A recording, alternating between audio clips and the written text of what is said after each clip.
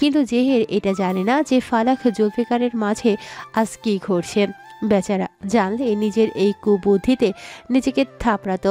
এখন শুধু অপেক্ষায় আছে ফালাকের সত্যিটা জানার পর কি অনুভূতি এটা দেখার।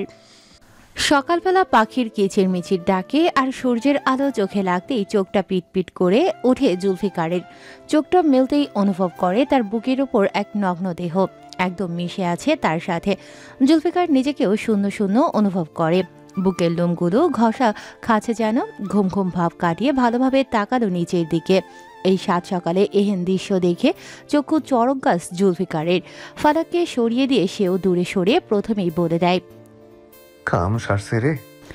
জুলফিকার পাশে তাকিয়ে পাঞ্জাবি পরে নেয়। তারপর এক পলক তাকালো ফালাকের মুখের দিকে। সামনের ছোট চুলগুলো মুখ বেয়ে গলার কাছে চলে এসেছে। ফালাককে কোমল চাহনি দিয়ে দেখছে, অতপর ভালোভাবে ঢেকে দিল জুলফিকার। গোসল ছেড়ে জুলফিকার ঘরে আসতেই ফালাক চোখ মেলে তাকিয়ে হাঁপি দিল। নাকে ভেসে আসে আতরের গন্ধ। ফালাক আয়নার দিকে তাকালো। জুলফিকার গোসল করেছে। একটু মনে পড়তেই নিজেকে দেখে নেয় ফালাক। একবার নিজেকে তো আবার জুলফিকারকে দেখে। যেই জুলফিকার পেছনে ঘুরতে নেবে ফালাক দিল এক চিৎকার, না। জুলফিকার পেছনে তাকিয়ে সেও চিল্লিয়ে রাগের সাথে বলে, কি? আপনি ওইদিকে ফিরে তাকান। কেন? আমার অবস্থা ভালো না, আমি গোসল করতে যাব। যা তাহলে। আপনি আমাকে দেখবেন না, ঘুরুন ওইদিকে, চোখ বন্ধ রাখুন। জুলফিকার ফিরল অন্যদিকে। ফালাকের কথা মতো চোখ বন্ধ রাখলো। ফালাক কোনো রকমে নিজেকে ঢেকে নিয়ে চলে যায় গোসলখানায়। জুলফিকার দরজা লাগানোর শব্দ পেয়ে চোখ মেলে, হাঁপ ছেড়ে বলে, সারা রাত সবকিছু দেখিয়ে এখন আবার চোখ বন্ধ রেখে ঢং করায়। নারী জাতি পারে শুধু করতে রংবাজি। জুলফিকার দেখলো পাশেই দুধের গ্লাসটা হাতে নিয়ে সন্দেহ হলো তার। কাল এটা খেয়েই তারপরের ঘটনা মনে নেই। কোনো রকমে গ্লাসটা সরিয়ে রাখলো জুলফিকার। নিচে গিয়ে দেখলো জেহের একা বসে আছে। জেহেরকে দেখিয়ে জুলফিকার বিটকেল হাসি দেয়। জেহের অবাক চাহনি দিল। জুলফিকার টেবিলের কাছে এসে এক গ্লাস পানি নেয়, তাতে লেবুর রস আর একটু মধু মিশিয়ে নেয়। তারপর উপরে উঠতে উঠতে বলে, আমার জন্য কুয়া খুঁড়তে গিয়ে সেই কুয়োতে তুই নিজেই ঝাঁপ দিয়েছিস। এতটা কাঁচা খেলা না খেললেও পারতিস। জেহের কিছুই বলতো না। সরু চোখে দেখলো জুলফিকারের যাওয়া। জুলফিকার ঘরে এসে পানির গ্লাসে কিছু জড়িবুটি মেশালো। এরপর অপেক্ষা করছে ফালাক আসার। গোসল ছেড়ে মাথায় গামছা পেঁচিয়ে বের হলো ফালাক।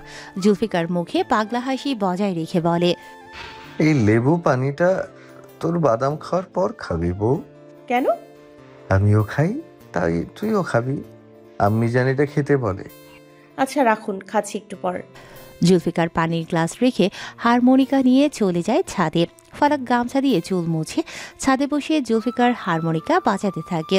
শীত শীত ভাব সাথে হারমোনিকার সুর মনটা প্রফুল্ল রাখে যেন ফালাকের। এমন সময় ঘরে এলো রোহিণী। উপর থেকে হারমোনিকার আওয়াজ পেয়ে বুঝলো ফালাক ঘরে একা। রোহিণী এসে বলে, তোমার জামাইটার অবস্থা এখন কেমন? এই তো ভালোই আছে। ভালো তো সে আছে, কিন্তু আগের মতো উত্তেজিত ভাব আছে নাকি? এই যেমন খামচে দেওয়া, কামড়ে দেওয়া, অতিরিক্ত ভয় দেখানো, যেটাতে রিস্ক হয় আমাদের জন্য আর কি। অমন কিছু এখন আর দেখি না। একটা অদ্ভুত বিষয়, কি? জুলফিকার ভাই আগে যেমন মারাত্মক পাগলামি দেখাতো, এখন তেমন দেখায় না। আগে কেমন করতো? যতটুকু শুনেছি আগে নাকি গায়ে হাত তুলতো, কামড়েও দিয়েছে বেশ কয়েকবার। এখন আমার সাথে তো এমন করে না। এইটা তো দেখতে পাচ্ছি। আমি ভাবলাম তোমরা একই ঘরে থাকো যেহেতু এই 2 রাতের মাঝে রিয়াকশন তুমি বলতে পারবে। ফালাক একটু ভেবে বলে, আচ্ছা আপু, একটা প্রশ্ন করি। হ্যাঁ বলো। তুমি তো একজন ডাক্তার, সাইকোলজিস্ট হও, তো কি ডাক্তার হিসেবে তোমাকে জিজ্ঞাসা করাটা গুরুত্বপূর্ণ মনে হলো? নির্দ্বিধায় বলো তুমি। পাগলদের মানে মানসিক সমস্যা যাদের, তারা তো বাচ্চামি করেই, এটা ওনাকে দেখলেও বুঝি। কিন্তু আপু, এই ধরনের রোগীরা কি স্বামী স্ত্রীর সম্পর্কের মতো গভীর সম্পর্কে লিপ্ত হয়? তুমি নিশ্চয়ই বুঝতে পারছো আমার কথা।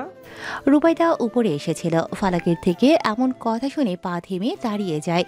জুলফিকারের বিষয়ে কথা মা হয়ে জানতে আগ্রহী রুবাইদা, কিন্তু এটা তো ছেলে আর বৌমার ব্যক্তিগত বিষয়, তাই কাউকে বুঝতে চায় না সে এগুলো শুনছে।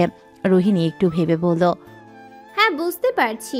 আসলে জুলফিকার ভাইয়ের বর্তমান সময়টা যাচ্ছে দোতরফার মতো। সে আছে বাচ্চাদের মতো করে, কিন্তু তার বয়স তাকে তার অস্তিত্ব বুঝিয়ে দিচ্ছে। এই বয়সে একজন মানুষের ঠিক যেটা করা মানানসই সে অনুভূতি কাজ করিয়ে দিচ্ছে। সায়েন্স বলো আর ধর্ম, সব জায়গায় একটা বিষয় কিন্তু উল্লেখ আছে। একজন নারী ও পুরুষ এক ঘরে থাকলে তাদের নিঃশ্বাসের আদান প্রদানের সাথে ভালোবাসা প্রকাশ পায়। শারীরিক চাহিদা বাড়বেই তাদের মাঝে।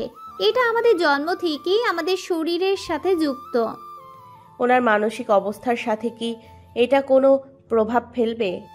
এটা আমি জানি না, তবে শারীরিক সম্পর্ক দিয়ে মানসিক প্রভাব ফেলার মতো এতটাও দুর্বল অবস্থা নেই জুলফিকার ভাইয়ের মাঝে। ফালাক হাঁপ ছাড়ল। পাশ ফিরিয়ে বাদাম দেখে বাদাম খেলেও তারপর গ্লাসটা নিয়ে মুখে নিতে যাবে, ঠিক তখনই একটা কবুতর এসে ফালাকের সামনে থেকে উড়ে যায়। ফালাক ঘাবড়ে গিয়ে পানি ফেলে দেয়। একটা কবুতরের পেছনে আরও একটা আসে। ফালাক নিচু হয়ে চোখ পিটপিট করে। রোহিণী দূরে সরে যায় আগেই। কবুতর সরে যেতেই রোহিণী বলে, জুলফিকার ভাই মনে হয় ওদের ছেড়ে দিয়েছে।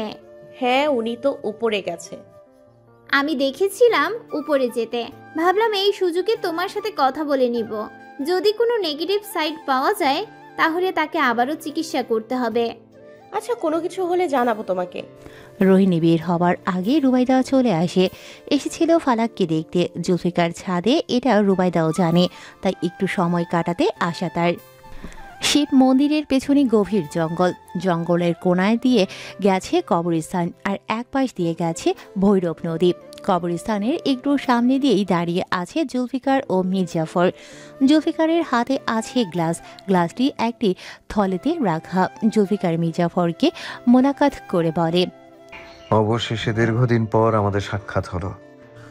অনেক মনে পড়ছে তোমার কথা গুরু। গুরুর বিপদে মীর জাফরের মতো পালিয়ে থেকে এখন নাটক সাজাও? তোমার কাজেই তো ব্যস্ত ছিলাম। একদম মিথ্যা কথা বলবে না। তুমি তোমার ওই বাটুল ছেমরির জন্য আমাকে ঘুরিয়েছ। তুমি আসলেই একটা মীর জাফর। মির্জাফর মুখ কুঁচকে বলে, আমার বাটুল সেমরিটারে পাওয়া কষ্ট হয়ে গেল। এখন তুমিও জ্বালাও। যেটা করতে এসেছি ওটাই করো। এই সময় ওই দিকটায় কেউ আসবে না। জুলফিকার এবার নিচে তাকালো। মাটির দিকে তাকিয়ে মুখে হাসি ফুটিয়ে মাটির উপরে শুকনো পাতাগুলো ও মাটি সরিয়ে নিতে একটি তালাবদ্ধ দরজা দেখা দিল। দরজাটি গুহার জন্য। এই গুহায় চলে জুলফিকারের রাজত্বের গোপনীয় কাজ, যেটাকে জুলফিকার ও মির্জাফর বলে গুপ্ত গুহা। গুহার ভেতরে ঢুকে দেখা যায় সবকিছু কালো কাপড়ে ঢেকে রাখা। কিছু কঙ্কাল আর বাক্স। মরা কুকুরের কঙ্কাল রাখা, সেই সাথে একটা কঙ্কাল আছে, সেটা হলো মধুজার, যেটা মির্জাফর জানে। মির্জাফর হাতে বিন নিয়ে দাঁড়িয়ে আছে।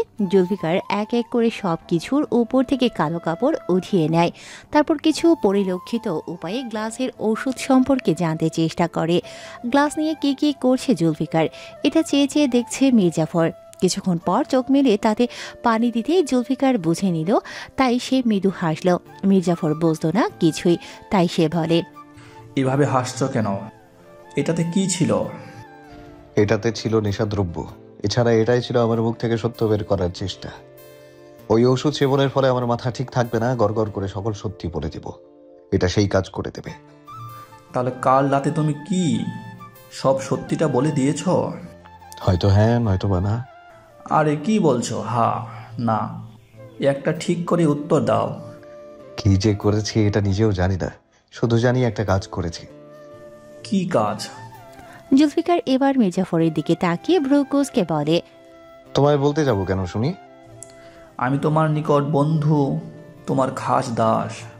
আমার এই খাস দাসকে সব বলে আমি খাই আস্ত একটা বাস, তাই তো? আমি তোমাকে বাস দিব? দিতেও পারো। হ্যাঁ, তাই তো। তাই তুমি তোমার জীবনের অর্ধ সত্যি আমাকে জানিয়েছো, পুরো সত্যিটা জানালে না। সময় হলে জানতে পারবে তুমি। হয়েছে, এবার বলো পরবর্তী পদক্ষেপ কি? আমাকে আক্রমণ করা। কিভাবে? তোমাকে করতে হবে না কিছু এই দিক থেকে। মানে? আমাকে আক্রমণ করার লোকের অভাব আছে নাকি যে তুমি আক্রমণ করবে? কি করবে তোমাকে আক্রমণ? জের। আমি কিছুই বুঝলাম না। বুঝতে হবে না, শুধু দেখে যাও। ঠিক আছে, তুমি দেখিয়ে যাও, আমি দেখেই যাই। জুলফিকার এবার ওর কাজে বসে মনোযোগী হলো, সামনে গোল করে চক দিয়ে আঁকলো, তারপর তার কাজে ব্যস্ত হয়ে পড়ল। ফালাক একা একা বাড়ির সামনে দিয়ে হাঁটছে, কাতান শাড়ি মাথায় আঁচল দিয়ে রাখা, বাড়ির সামনের ফুল গাছগুলো গোল করে সাজানো, সেগুলো ছুঁয়ে ছুঁয়ে দেখছে। পাহারাদার তার মতো সদর দরজায় বসে আছে। এর মাঝে একজন বৃদ্ধ লোক এসে বলে, কিছু ভিক্ষা হবে গো? পাহারাদার তাড়িয়ে দেওয়ার জন্য বলে, হবে না, চলে যান।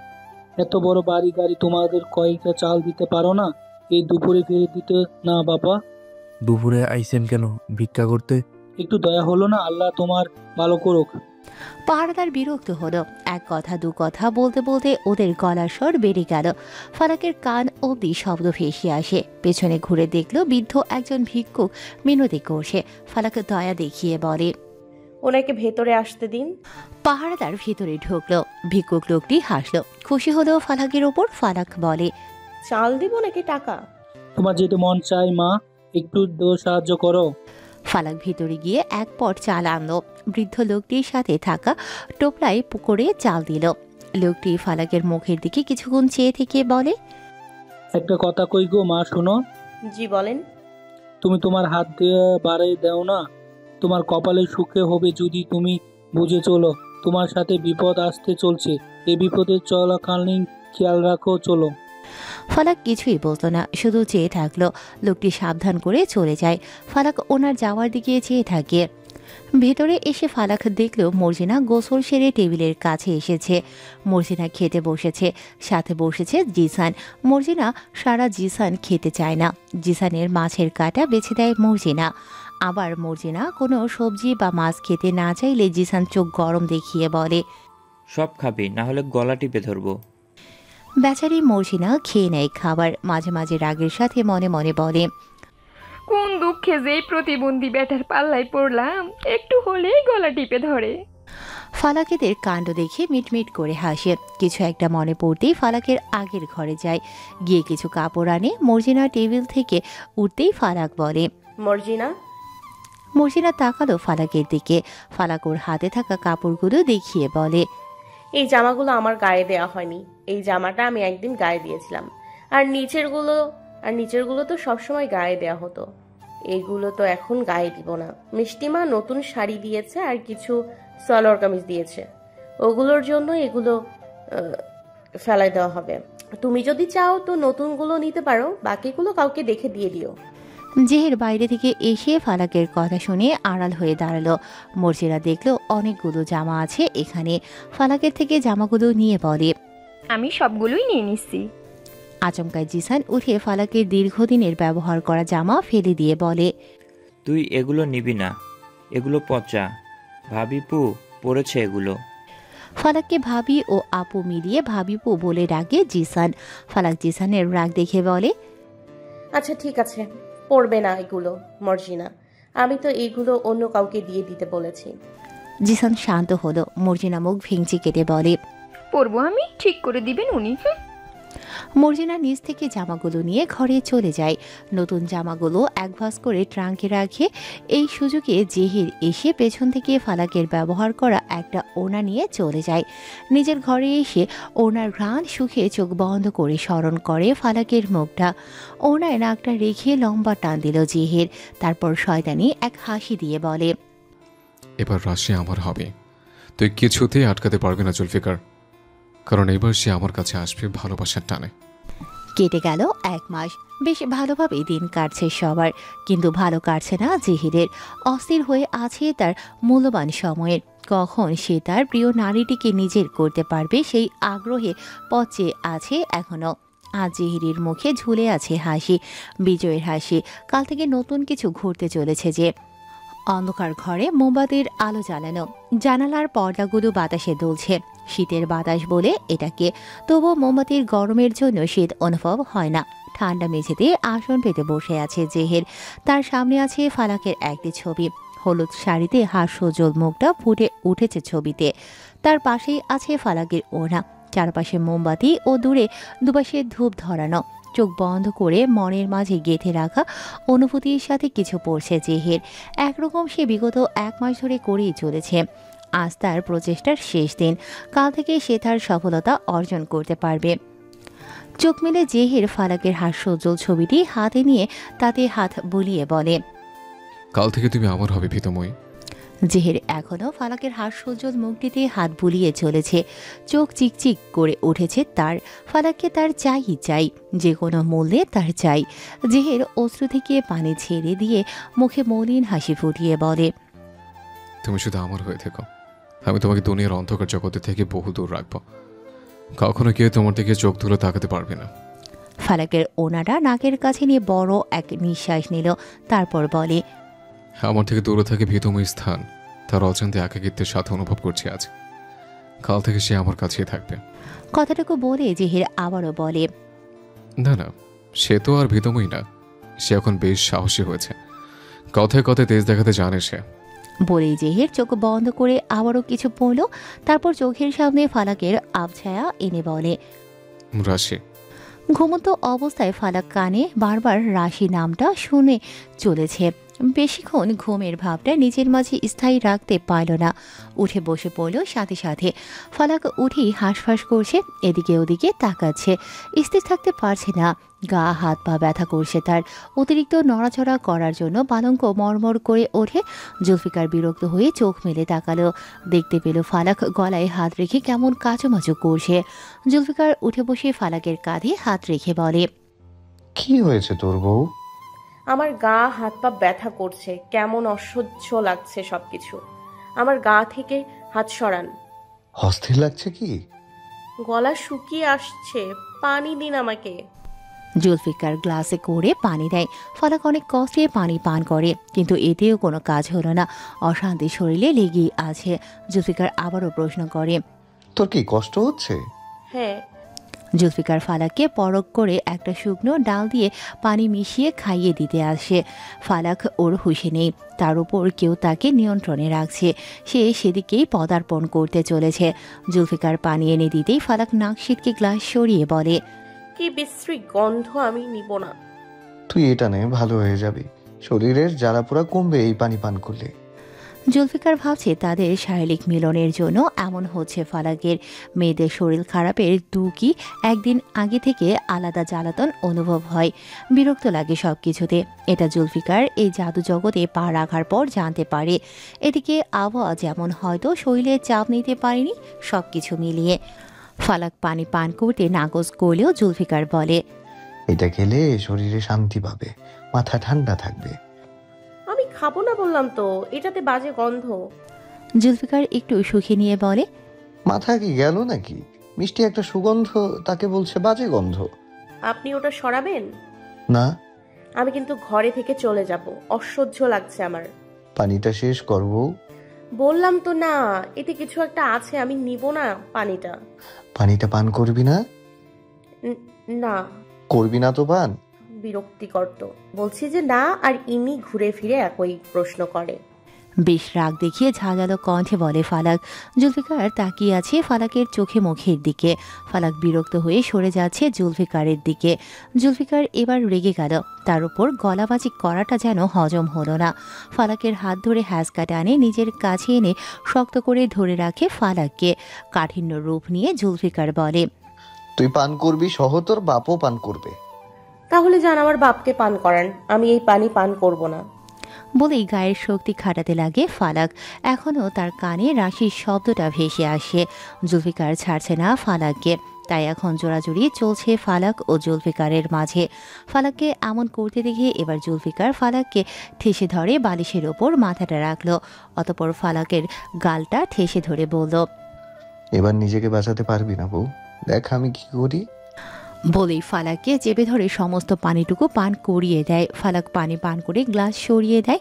জুলফিকার গ্লাসটা দেখে বলে, হিয়া হাবিবি, কাজ সেরে দিয়েছি। ফালাক এখন শান্ত হলো, সেই সাথেই ঘুমিয়েও গেল সে। জুলফিকার ফালাকের ঘুমন্ত মুখের দিকে চেয়ে থেকে বলে, এতটুকু বউ আমার জেদ তার সর্বাঙ্গে।